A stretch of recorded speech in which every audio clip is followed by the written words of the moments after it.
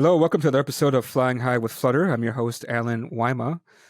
Today I'm with Richard. It's Coutts, right? Did I get it wrong this Yes. time? No, Coutts, no, okay. that's it. We did talk about your name before we started.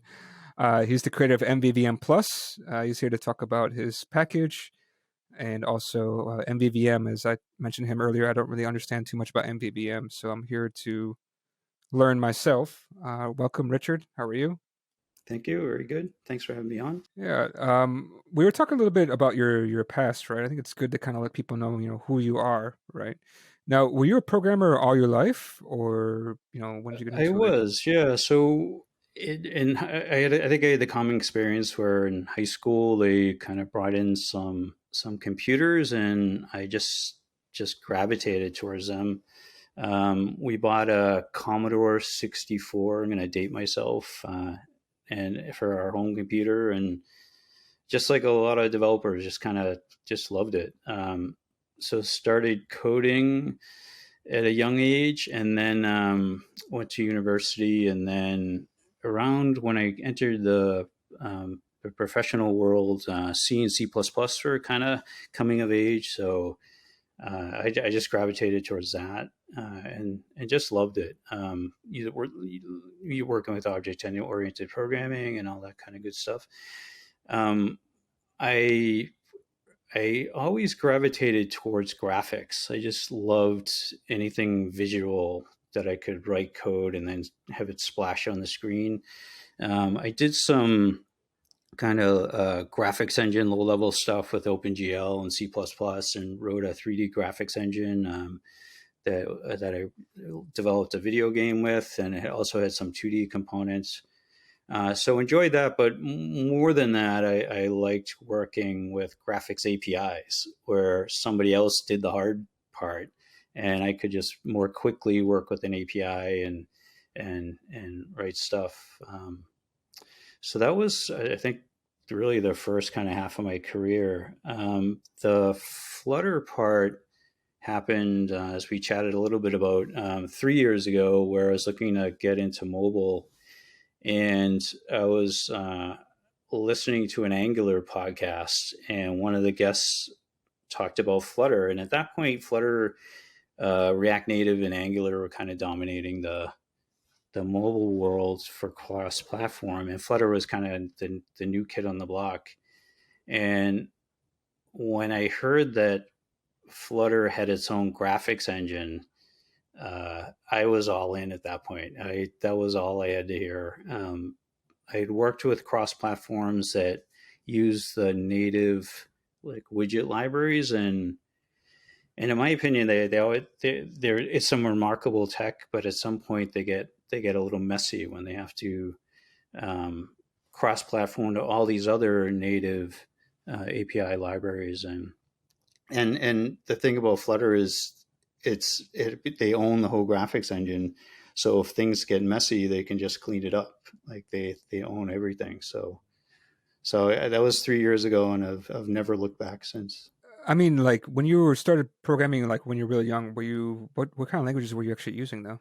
Oh, just like basic and just kind of really simple stuff. I early in my career, I didn't have a lot of guidance. Like no, like I don't come from a programming family. I can remember the high school teacher saying about halfway through the semester that I officially now knew more than she did on computers. So to go to me for questions on for the other kids to go to. But I was honestly just kind of fumbling through and just trying to figure stuff out. It wasn't until like I want to say even like into the like in the 90s and the 2000s when patterns started, the pattern language was released, and people started getting more vocal about good architecture and what that means today. You're writing code when you're younger, right? Is this something that when you started doing it, were you like, this is what I want to do for the rest of my life, or you just kind of just having fun, or what? I no, well, it was, and particularly like a lot of young people is trying to write games, write video games, and so on our little Commodore 64 is trying to do some 3D stuff, and and I yeah, so it was just I wanted to write video games.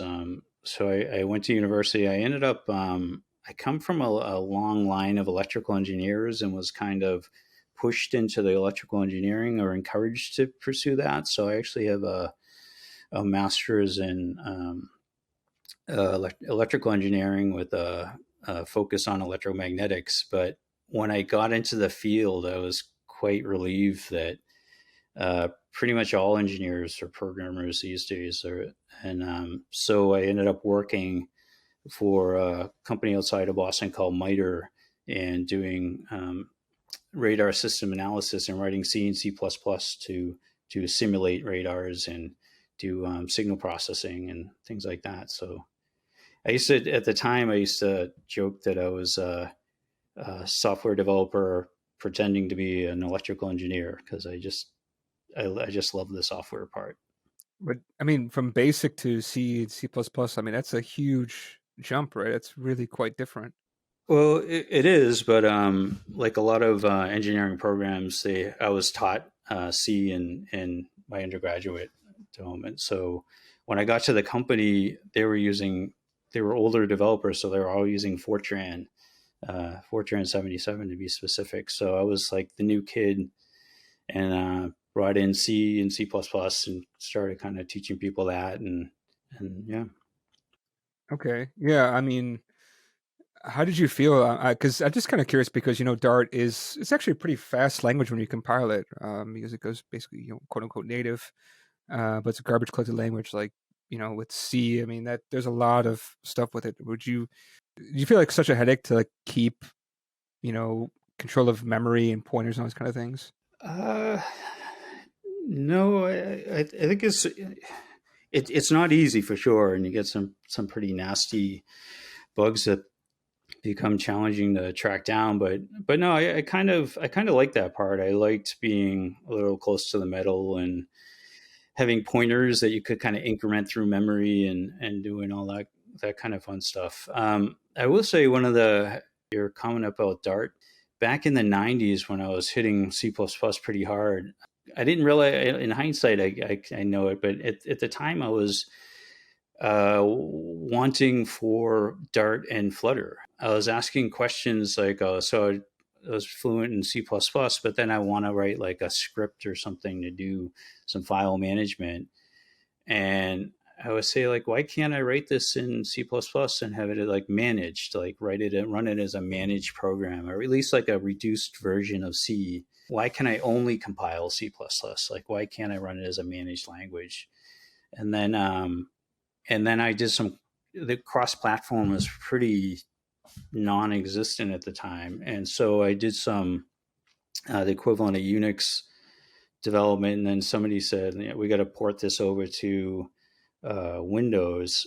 And I just could not believe the different environment that it was. And I'd say, why can't I just take this whole library and run it on Windows? Like, why is this stuff so married to um, the platform it was developed on and being compiled? And then, so fast forward 3 years ago, when I heard of that, was one of the things I loved about Flutter was that as I said, they have their own graphics engine that ports. And then I said, okay, I'm going to learn Flutter. What's the language? And I expected it to be like C# or maybe JavaScript. And I heard it was Dart, and I was like, what? What is this Dart language? And why do I have to learn a new language? I just kind of want to use something I already know. But I had the experience that a lot of developers coming to Flutter have, which is they're productive on the first day that they use Dart. And now I just love Dart. I just want to kind of use it for everything, for all the kind of reasons we talked about. You can compile it, you can run it as a managed language, and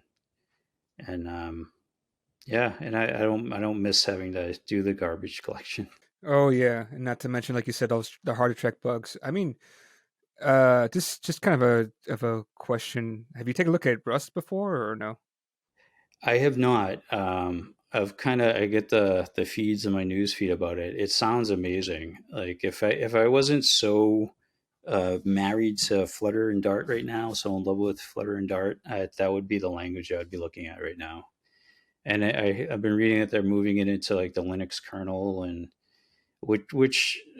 I had been using C++ right up until a little over 3 years ago, and it's a hard language. Like they have the standard environment that, or the standard library that goes with it. So learning C++ is just the beginning, and then there's all this kind of add-on stuff, and it's not a friendly dev environment. Um, and the tooling is not anywhere near as good as like Flutter's tooling, and that was honestly one of my frustrations about C++.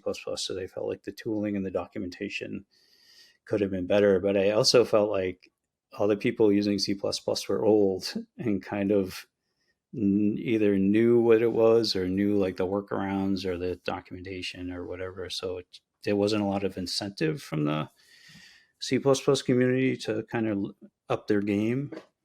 But who knows? Maybe that Rust is on the scene. Maybe they will a bit.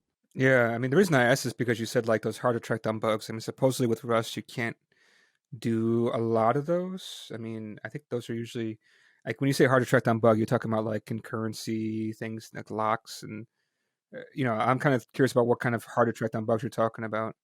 Yeah, race conditions, and also if you're using a lot of pointer logic, then you can wind up in parts of the memory you don't belong, or overwriting memory that and corrupting memory, that kind of stuff. Okay, yeah, those are sounds like all things that Rust should guarantee against. So that's pretty interesting. That's why I was kind of curious if you ever took a look at it, and it's good to hear that you've heard of it. Maybe sometime you could check it out. And I've actually seen quite a lot of benchmarks between Dart and Rust, like in terms of speed. Like I thought that's quite interesting that Dart can be so fast. I haven't seen. Yeah, you just type down like Dart versus Rust performance, and you'll find quite a few kind of micro benchmarks and stuff. And sometimes, supposedly, according to the benchmark, Dart is faster, which I thought was a little bit interesting. Yeah, So yeah, I can't imagine it could be much more performant, considering that there's a garbage collector in Dart. I understand compared to Rust, right? yeah, it sounds amazing. Have you actually played around with Dart outside of Flutter, or you just only use Dart and Flutter? I've done just kind of a little. I have a friend that teaches at the Nova Scotia Community College, and we were having some conversations on data structures. So I just wrote some little kind of standalone Dart tests for data structures and how that might be used. He and I have been talking about maybe using. I love the conversations about, like, in Twitter, people ask quite a bit about what should be your first computer language, and I mean, it's a hard question to answer because every every language has its own strengths. So I guess part of the answer has to be like what strength are you looking for? But in terms of just understanding computer architecture and modern languages, I think Dart's a great first language to learn. So yeah, he and I were having that conversation. So I was kind of putting some stuff together. Dart is the first language. I don't know if I can. I think it's a good idea. I mean, I learned C plus plus as my first language, and well, yeah, I learned a little bit of JavaScript before, but really learn a language, I would say C plus plus. And I don't think that's an easy language to teach anybody. I mean, people are used to Excel, right? So how can you tell somebody, no, you have to declare what's in that, quote unquote cell, right? Compared to just typing in whatever. So like once you introduce types and forcing people to have types, I feel like it's really difficult. Yeah, yeah, for sure. And as I said earlier, like every language has its strengths, and I agree. If your objective is to really get into the nuts and bolts of programming, and then C and C plus plus are great languages to start.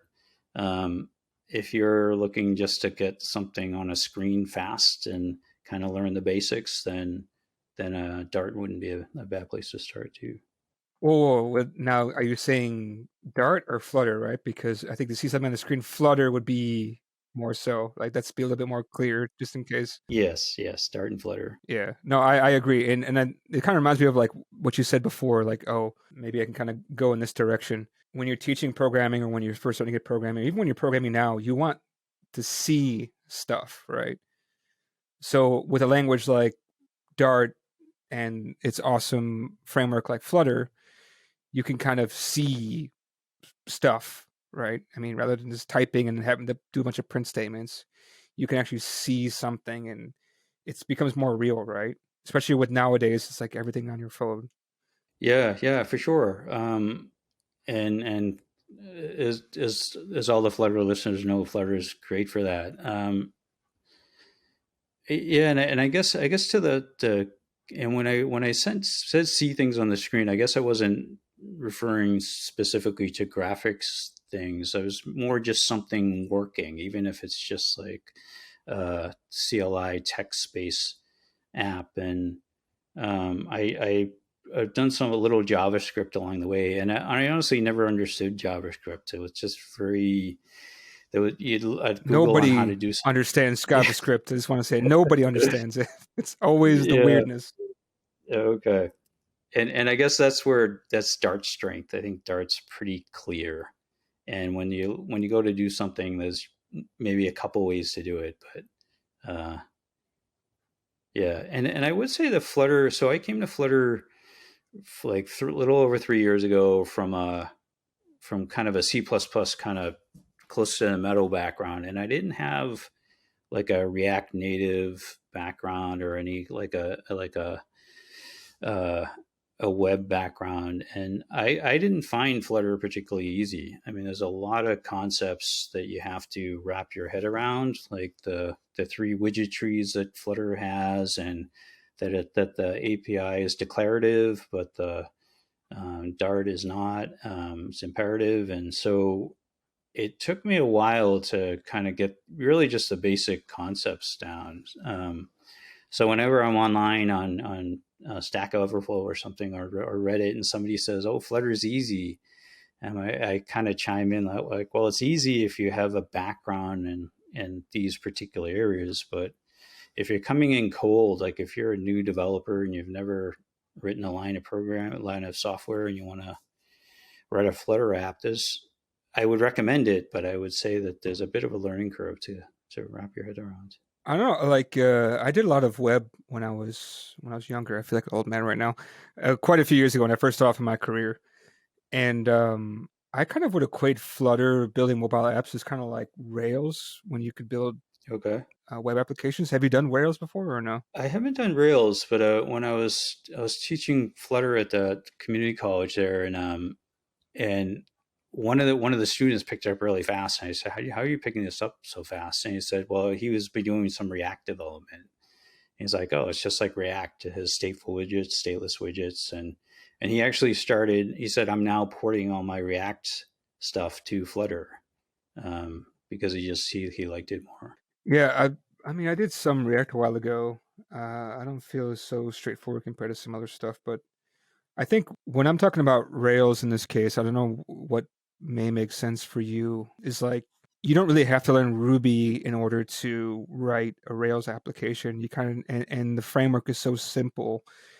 You maybe don't write a web app that is like 100% performant, but you can write something and you can get it going and you can sell it or whatever, right? You like there was a huge flurry of people making startups when Rails first came out, right? That's why Rails became so popular. Mm-hmm. Same thing with Flutter, right?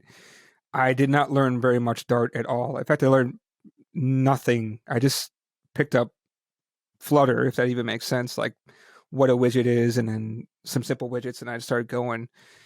Only after I started to realize that, I don't quite understand what this thing is doing. I need to like learn more about Dart and learn more about Flutter. That's when I started to get more into it and start learning about state management. And otherwise, I mean, I would just do stateful widget everywhere, right? When we first started off, like, but stateful widget can get you a long way, right? That's not. Yeah, and when we get into talking about MVVM, that's one of the things I was gonna build on is stateful widgets, kind of the cornerstone of a lot of state management. That's actually what I was actually trying to get into right now. Was actually start leading into what this is all about, which is your state management, right? So maybe you can kind of talk a little bit about how you started off, what you played around with, what didn't work, what did work, etc. Right? I'll let you kind of handle that. Feel free to keep going. Just signal to me when you're ready. Yeah, yeah, for sure. No, and it's pretty. It surprised me actually how I wound up writing a state management package. The little history of it is, so 3 years ago when I was learning Flutter, the Flutter team was pushing Provider, It's in their documentation and watching the videos. And the reason they like Provider is they'd say it was kind of closer to the Flutter metal. So like a lot of developers, I just started using Provider. And then, and as I mentioned, when I started learning Flutter, I came into it cold. And when I was using stateful widgets, I didn't understand the stateful widget. It's because, as you know, it's basically two classes. The stateful widget has creates a state class. So in the stateful widget, you have your immutable data, and then then the Flutter framework calls the create state function, which creates a state instance, and that has your immutable data and your immutable states, and it has your UI. So it has your build function. And that's where the performance comes from. So that state class gets put on the element tree, and your stateful widget stays on the widget tree. So the stateful part get regenerated, but the state instance only gets regenerated if you specifically tell it to by calling set state. So I was using that, and I was working with Provider, and Provider, as you probably know, you put the widget on the change notifier Provider widget on the widget tree, and then you give it a builder for a custom change notifier. And so you extend the change notifier class, and you put in any states that you want to share in that class. And so when I was using stateful widget and I was using Provider, a lot of times I was finding I was doing one thing, but I was dividing my states between two places. And so I started working towards like, well, why don't I have to put the stuff in the Provider change notifier. So why don't I take all these states that are in my stateful widget state instance and put those in my change notifier. And then I moved that, and then I was like, well, I can move my business logic in there too. And so I move everything into the change notifier class. And then, and it was nice because now all my business logic, all my states are in this one class, and it's easy to test with unit tests, and it just worked out really well. And then I was looking at the stateful widget, and I'd say, well, I don't have any states anymore in my stateful widget, so this can now be a stateless widget. And so I kind of picked up that pattern and just started using it, and it was working really well for me. My project was growing quite large, and I just found it really a nice organization for the code. The states and the business logic were always in this kind of lightweight class. And then the other bonus was the stateless widgets were very lightweight too. It was just the Flutter rendering part. And it's kind of an aside, I was doing this, it was working well for me, but I was still pretty new to Flutter at the time. And I was like, is this wrong? Like, is this an anti-pattern, or is there something wrong about doing it this way? So I posted on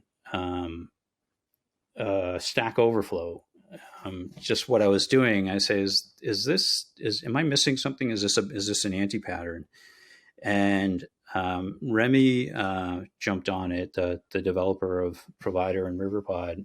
He's like, no, you can do that. There's nothing wrong with that, and you don't have to do it. It doesn't mean you have to use stateless widgets, but if you want to, that's fine. And the funny thing is, when I posted it, it was the kind of open question that Stack Overflow users don't really like sometimes, where they say like there's no technical question here, and they give it a thumbs down and tell you this is more of a Reddit question. But actually, I just checked before we came online, and it's gotten 5,000 views, and it had 20 kind of upvotes that people. So it just seemed like people were kind of migrating towards the same pattern. And I even found somebody who almost verbatim asked the same question on Stack Overflow as well. So that's what I was doing. And then and then so I'm using this pattern, and then I just realized that, oh, I just reinvented MVVM.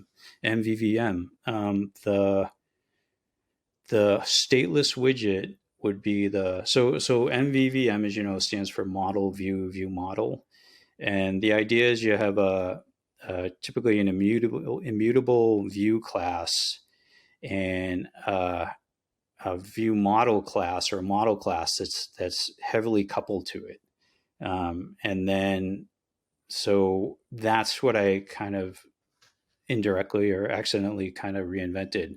So what I started doing in my code is I would name my stateless widgets. I would append the view name to it, and then the change notifier class, I would append the view model to it. And so they were heavily coupled together under a single change notifier provider. So, and then for the model part, I'd have another provider, typically higher up the widget tree, that would provide the model part of the MVVM pattern. So I was doing that. It was working really well for me.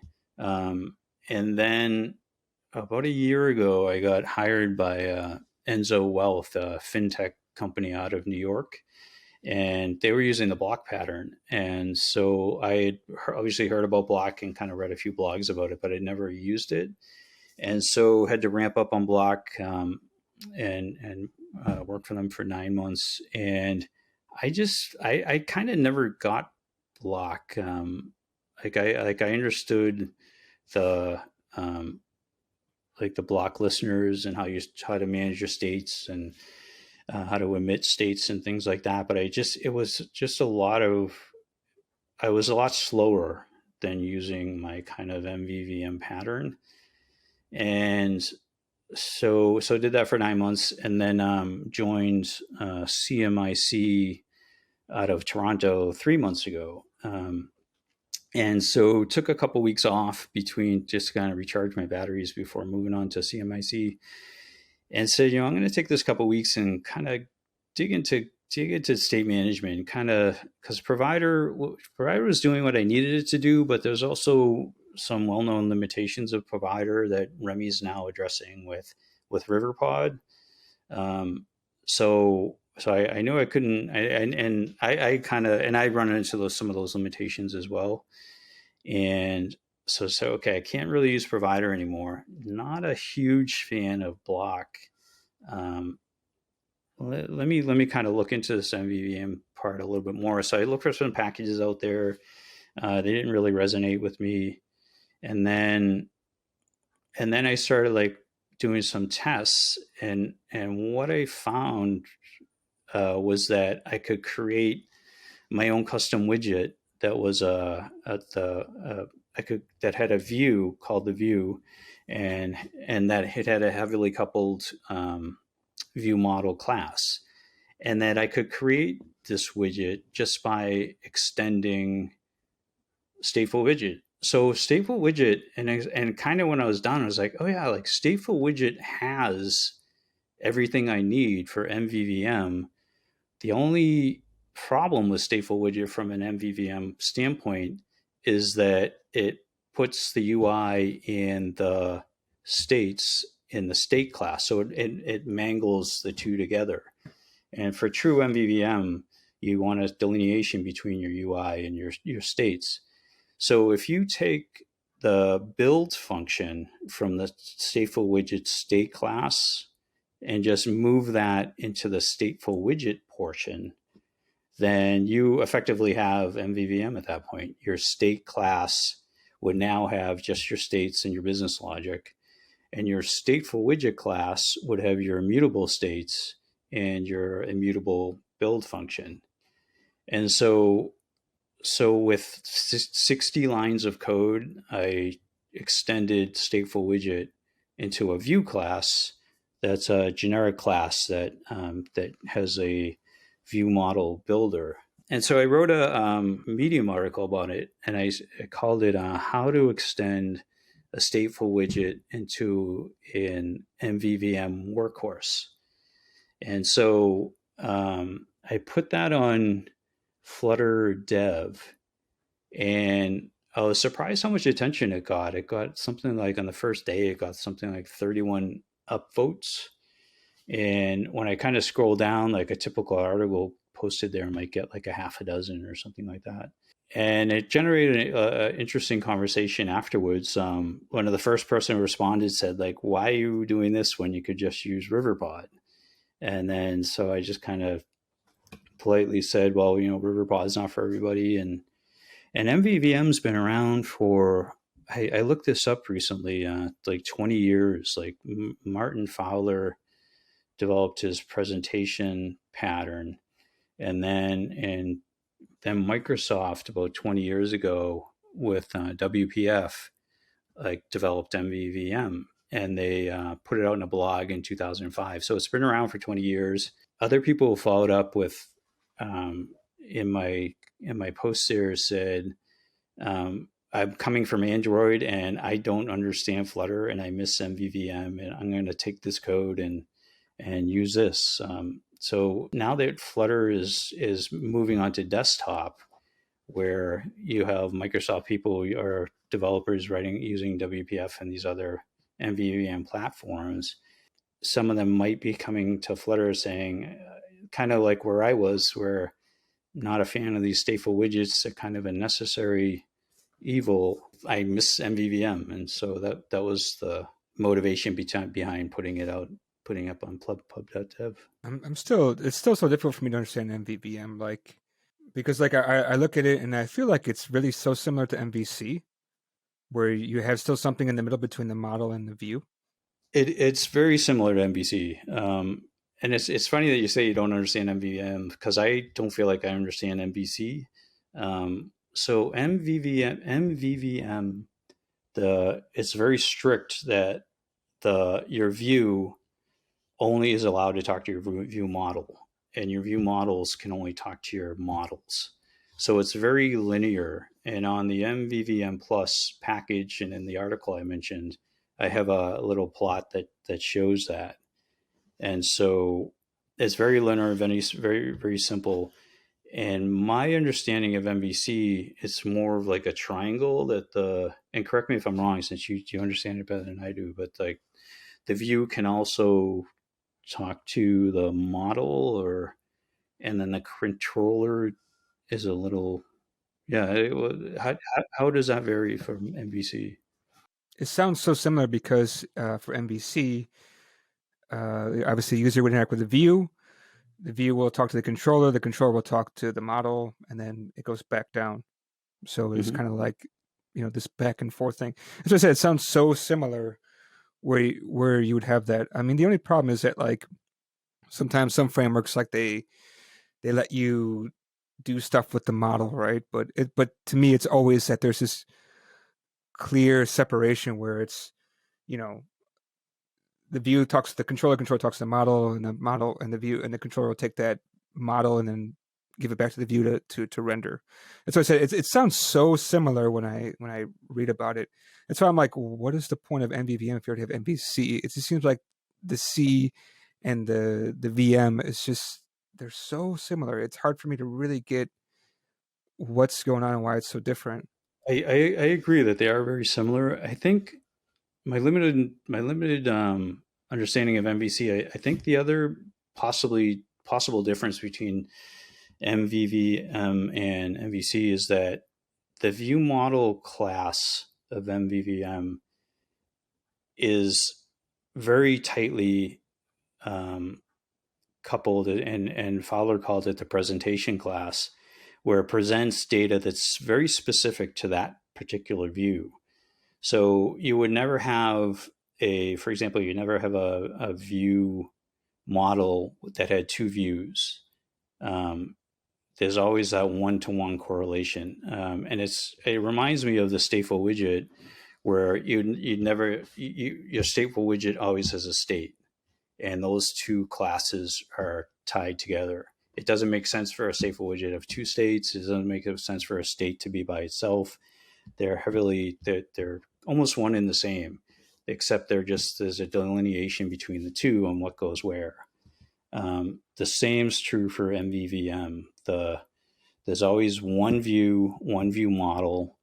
They only care about each other in that kind of pipeline. And then the view model also like talks to the model in the background. And when I read up on MVC, I've seen examples where they'll have a controller with like, and the controllers can, correct me if I'm wrong, but the controllers can get pretty large, um, and and handle more than one kind of view. But I could be wrong about that. But Yeah, I mean, I was mostly exposed to MVC from Rails, and yeah, like you have a controller that handles, say, users, and then you'd have the typical CRUD operations for a user, um, and every action or function would have a separate view for it. so did MVC have that one to one where you'd have one controller for one view? One controller for one resource. Okay. Yeah, and then that controller would handle basically the CRUD operations for that resource. Okay. So whenever you're dealing with users, then you would handle it all with that one controller. I don't know if that makes sense or not. I'm just strictly speaking from like a Rails understanding. How that does it in a regular application, I mean, maybe it's different. I mean, I really only hear about MVVM when it comes to JavaScript and these kind of WPF and these kinds of, I don't know, they're Java-esque kind of frameworks Mm-hmm. where they're quite big. So you're saying like for you're saying for a view model that those are like one particular view has one particular view model and that's it. You can never use the same view model for anything else. Is that correct? Yeah, typically that's how that works. I mean, occasionally you'll find a situation where the a different view might have the same presentation data, so you could reuse that, do some code reuse, but it wouldn't have two views at once. Okay. Yeah, I think that maybe kind of makes it a little bit more clear. I think I need to do a little bit more kind of research because yeah, MVVM is really a popular style. I'm kind of surprised that there must be other people talking about MVVM within Flutter, but I don't hear too much recently. Like everybody's still talking about RiverPod rather than anything else. Yeah, for sure. It doesn't MVVM doesn't seem to get a lot of love in the Flutter community. Doesn't get kind of a whole lot of attention. But I think people who come from a different background using MVVM miss it when they get to Flutter, and those are the people explicitly looking for it.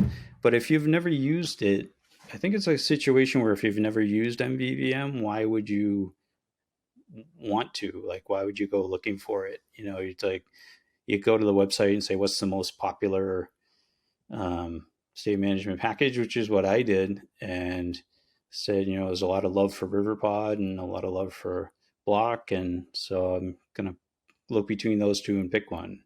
So and I looked at both of those and just didn't have a lot of love for either one. So I think that could be because a lot of people who come to Flutter, Dart actually is their first language, or Flutter is their first framework, and I think a lot of people was like that, or they just kind of went with the flow, and then Flutter just kind of what it was, and I don't know. I don't know how to explain it. Like I feel like most people who come to Flutter this is their first one, so they have no what you call baggage, right? They just kind of come in with an open mind and make up stuff as things happen, right? I mean, is that how you also see it too? Like you basically kind of said something similar, right? yeah, for sure, and that's certainly what I did. I came into Flutter and just started using Provider, and it did what I thought it needed to do. But then and CMiC, where I'm at now, they're early adopters of Flutter, and they also started using Provider early on too. And like my app is the and it's great to start when you have a small app and it's really simple to use and the learning curve is small, but some of the limitations start to get in the way when you have a bigger architecture. Um, so yeah, and then you start looking around for another state management package. It seems to be a common path. Yeah, and I also find kind of interesting. Like it seems like a lot of people recently start off with Provider and then they move on to something else. I don't know. I guess it isn't like Provider never gives you enough out of the box, and I'm not quite sure why that is for so many people. Yeah, well, the one limitation I was running into is Provider is built on inherited widgets, as you know, so your data kind of lives on the widget tree. And for 98% of use cases, that's great. But then when your routing is such that you need data on another branch, um, it becomes a challenge how to do that. And then the other thing is and I didn't know about like get it and stuff when I came into Flutter originally.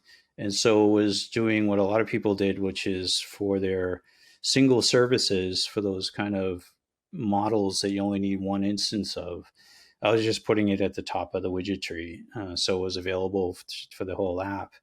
And then, which works great when you have a small app, but then as your app gets bigger and bigger, you wind up with this kind of chain of providers at the top, and it still works. It's just a bit messy. And so one of the things I do with MVVM is with MVVM Plus is when I started writing it, so I did that little experiment and I published the Medium article and kind of like just like, hey, check this out. And then I started working on it as a package, partly because I just liked it, but also really for my own use. I knew this is what I was going to use moving forward.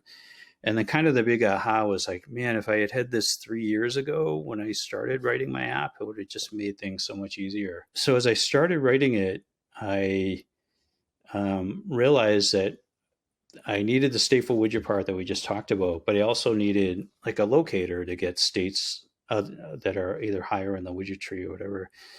And I had been using Get it since then, and realized that the simplicity of single services was kind of nice, where you have a global registry where you register a model, might be kind of an interface to your back end, and it's just easily available. It's a global registry, so you can get it from anywhere in your widget tree. And the other thing is I was realizing, and with my development, was a lot of the data that I was putting on the widget tree was actually single services.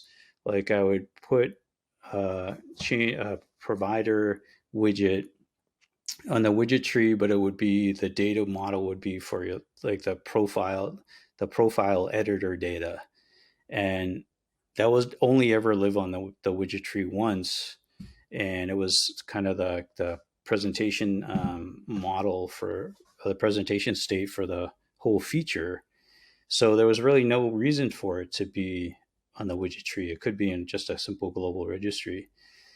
So as I was writing MVVM Plus, it's like, oh, a nice way to do a locator would be to, with this global registry, the way Get It works, but instead of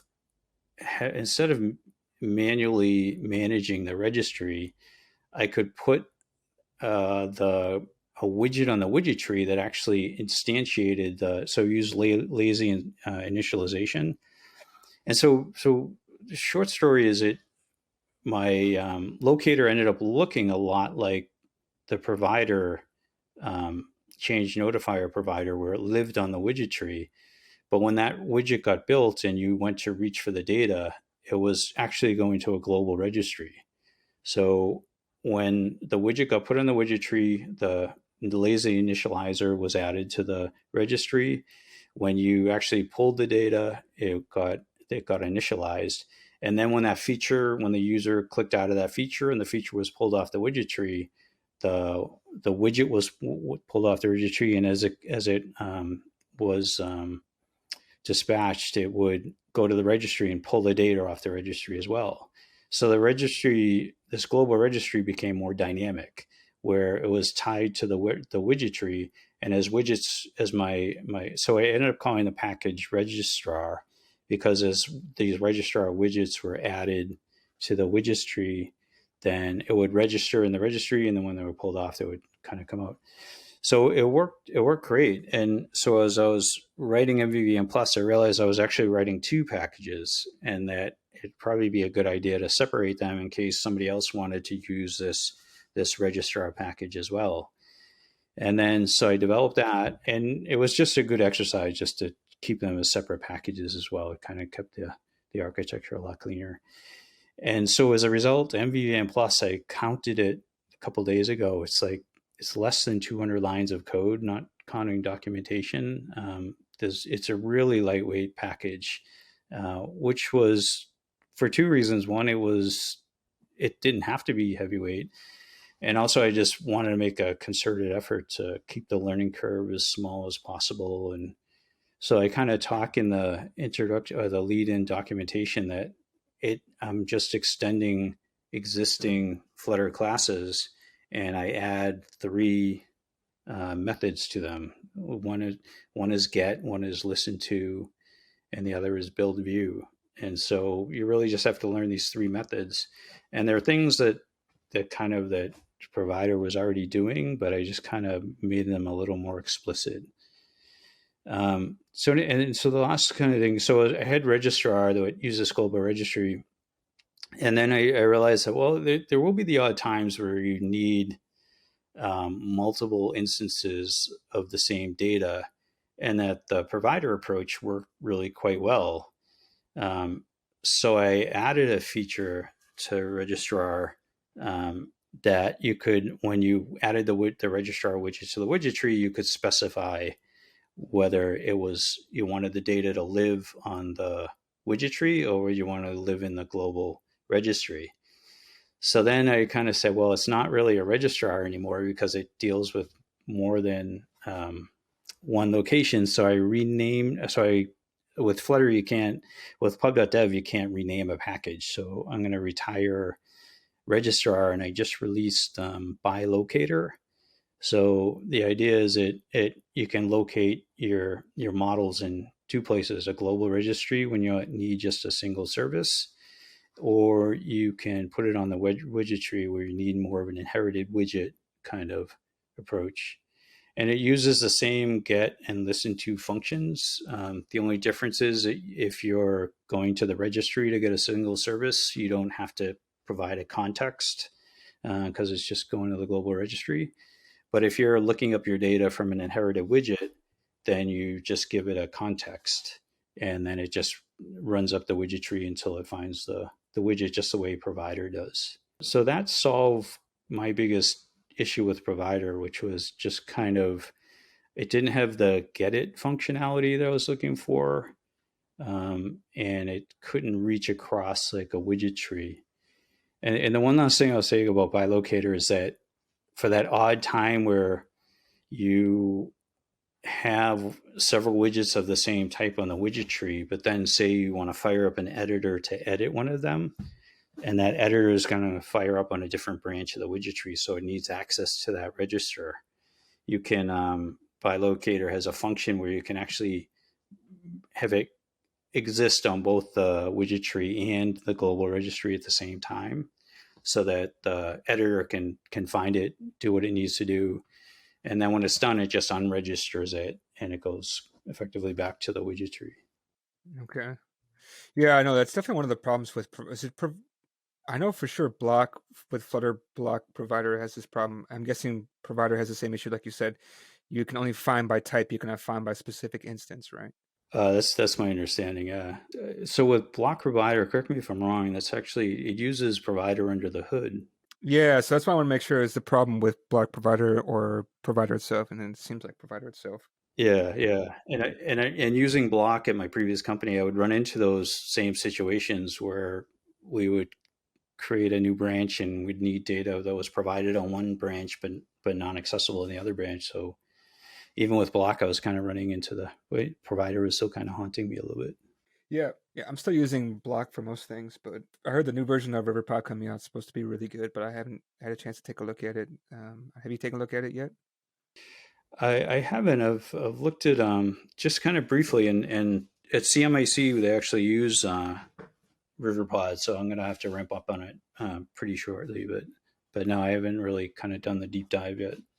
Now, are you also using MVVM in any production apps, or just for fun, or? Not production yet. I have that large app that I've been kind of working on as a side project, so I'm migrating that to MVVM Plus. At CMiC, I am working on a small standalone app that I'm implementing that using MVVM Plus for that too. but it's not. It hasn't reached production yet. Yeah. Do you know anybody who actually is using it in production? No, it's gotten like 9 likes so far, and but I haven't been talking to the people that are downloading it and using it. Okay. Usually, well, the best, I don't know if you know this, but I'm sure you must know this because I think you've been programming longer than me. Because, well, number one, I've never actually written, actually, no, I've written BASIC, but once in my life. Yeah. And yeah, it was for a class we had called Build Your Own Evil Robot Army, and you had to use BASIC to program the chips. We were building robots, but what was I going to say? The one way that you know that people are actually using your stuff is when they start making GitHub issues and complaining about how things don't work. Then you know they're Yeah. using it. Yeah. Especially the more frustrated they are, then the more likely they've already, dug deep into it and using it very deeply, right? Yeah. Yeah, awesome. No, this is cool. Like we were just talking before the show about how there's just more and more. Or were we talking during the show? I don't remember. We've been talking for like over an hour and a half. Yeah. Uh, but I remember we talked before about like how recently there's more and more like state management solutions out there, and so it's good to hear. Like I don't know if more choices is better or not. Like people say it's good, but after a while, it's kind of like when you. The one of the things I hate going out to eat is when you go to a restaurant and they give you tons of menus or a giant menu, and you don't know what Yeah. to eat. So to me, I'm getting a little bit like that, where it's like I don't know what I want. I'll stick to vanilla. At this point, I know what I'm in for with vanilla. Yeah, for sure. One of the interesting things with MVVM Plus was when I finished it, I went back to PubDev to see. So if you go into PubDev and you just type MVVM, you will get I want to say like a half dozen or a dozen packages where people either explicitly developed MVVM or kind of reference it in their description. And there is a package called MVVM. And so after I finished mine, I looked at the source code for that, and they did the exact same thing I did. They extended stateful widget and created a view and a view model class. So it was reassuring to see. Like you can have it when you see that, you can either have the moment that like, oh no, I just kind of recreated the wheel. I thought I had invented this and I saw somebody else did it, but I had the opposite reaction. I was actually reassured that somebody kind of took the exact same approach. And I think the MVVM package has maybe like 40 or 50 likes. So people are clearly using that package. It's a little more, it has a bigger API than mine. And I'm not sure that's necessary, but I would, for any listeners, I would, if you're looking into this, certainly check out that one too. And then on Twitter, I'm going to mispronounce his name, but there's a guy, Wolfenra, and he released a package he called Stateless. And and it's one of his first line is it. He's a really interesting guy. You can tell he's super smart. And he said, under no conditions use this in production. And I think because he's depending on some kind of underpinnings in Flutter that aren't necessarily going to be there in the future, so it could break. But the interesting part about his stateless package is he effectively took the MVVM approach of and the same approach that me and this other developer did, where he extended stateful widget, created a widget from that's stateless. That's the name of his package, and then has a separate model where he keeps all his states. So he didn't call it MVVM, but as far as I can tell, he's also doing the MVVM pattern. So it's interesting that the three of us, and there's probably more people, are kind of recoding the wheel, kind of coming to the same conclusion that with a little syntactic sugar added to the stateful widget class, you can come up with a quite nice, very small state management package. Okay. Yeah, maybe I'll have to check into this to see. Could be interesting. Yeah, I don't think I have any more questions. I mean, really went quite deep into state management, and answered quite a few questions of mine. Oh, good. Is there anything else that you want people to know, or anything you want them to check out? No, I agree. It was a good conversation. I learned some stuff too. So yeah, thanks for having me on, and I appreciate what you do. Yeah, no, I appreciate you coming on and talking to us about your package, right? Again, and I feel like an idiot. It's like, what the heck is MVVM? And I'm a little bit surprised that you don't know what is MVC. So, that's the one thing I'm actually quite surprised about when I bring guests on. Is like some things I think are so basic because of my background, right? There's nothing against you. It's just my background. I've worked with MVC. I haven't worked too much with MVVM, so I feel MVC is so simple. MVVM, I don't understand, but where it's like you have the exact opposite feeling. Um, and I've had this conversation with people where it's like I thought something so basic, and they never heard of it or have no idea about it. So it's always interesting to exchange ideas. Yeah, for sure. You have that clicking moment, right, where you're working with something and it makes no sense, and then suddenly it all clicks and makes sense. So it's nice to talk to people where they had that clicking moment and they can enlighten you on it. Yeah, when I first got introduced to BloC, it never clicked. I was like, "This is stupid. Why so complicated?" And I don't know. I watched a couple of videos and played around with it, and I'm like, "This is so much better for me, at least, right?" Hmm. So as opposed to you, where you're like, "I still don't get it." Yeah, So it's interesting. it's funny how state management has just it's almost turned into just a personal choice, like that with a lot of other architectures you can kind of say, well, this is better or this isn't better, and this does this and this doesn't do this, and you can kind of bullet point it. But with state management, I don't fully understand it. It just some packages click with developers and others don't. And every now and again on social media with this stuff, you'll see somebody say, "I wish the Flutter team would just develop a state management package and put it out there to put this whole state management conversation to rest." And I don't think it would do that. I think it would just kind of, some people would gravitate towards it, and some people would say, no, I like BloC, or I like RiverPod, or MVVM, or whatever. It's just it's very personal. And I guess the other thing I would say to those people is they kind of already did do that with Provider.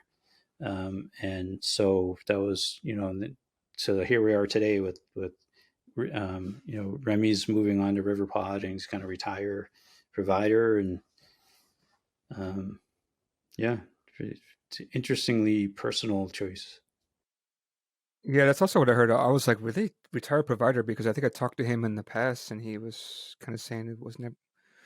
I know he said he wasn't going to retire it so soon, but I think maybe he did mention he was going to eventually get rid of it for like he made some choices and thought it wasn't so smart. That's why he's got RiverPod, right? I have to watch this presentation. I'm curious to see what he has to say. And yeah, like you said, it's true. Actually, yeah, Google did say, "Hey, use this," but I think I asked Chris Sells about this, and he said that it's not like use this or don't use anything. It was kind of like, no, if you didn't choose one, this is what we recommend. That was their reply. They're always very cautious, right? And I don't know, for me, I'm not that kind of person. I think you can tell that's my style, right? Is like I'm very opinionated. For them, they're like they don't want somebody, but no, there's no good or bad state management. There's just the kind that you like to use, right? Yeah, Which is yeah, interesting. exactly. And I like to think that they knew that early on, and so put out stateful widget and put out um, like the change notifier and inherited widget, and kind of said, here you go, and let's see what you can do with it. And so it was, I suspect, intentionally non-committal on state management, and just kind of gave people the tools to build their own. And but that's a guess on my part. Yeah, I mean, it is all just kind of building upon Flutter and Dart principles, so you can build your own. I mean, you built your own, right? So there's nothing outrageous about it. We had a guest on here who actually has a blog article about how to build your own state management solution. That's quite recently. Have you heard that and read that article? I haven't seen that one. I'll have to check it out. I can't remember the guest's name now. It was just a 2 or 3 episodes ago, I think.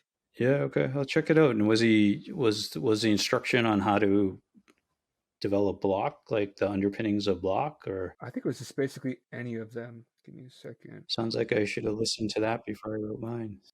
What I again don't kind of reinvent the wheel or whatever, but I believe his was all about how to like what's under all of them kind of thing. Creator. So the creator of the creator state management solution has got an article about it. Yeah, I'll check it out. Terry Liang, Liang. Mm-hmm. He's got a blog article where he talks about it. So it's quite cool. He used to work at Lyft. Yeah, I'll check it out. Awesome. Cool. If nothing else, then I really appreciate your time. I think we have a recording for about over an hour together, but I think we spent 2 hours together already. Yeah, okay. I'm sure it's time for your work, right? Yeah. All right. Again, thank you for your time. I hope to see you again soon and see what's going on for MVVM. And maybe I'll change my mind about if this is maybe. I always say that maybe someday I'll change the one I'm using. I'm still using BloC. I haven't changed yet, but maybe someday I'll change. Yeah, well, you're not alone. It's a popular package. Yeah, and thank you again, Alan, for having me on. It's been fun. Hopefully see you again. Yep, sounds good.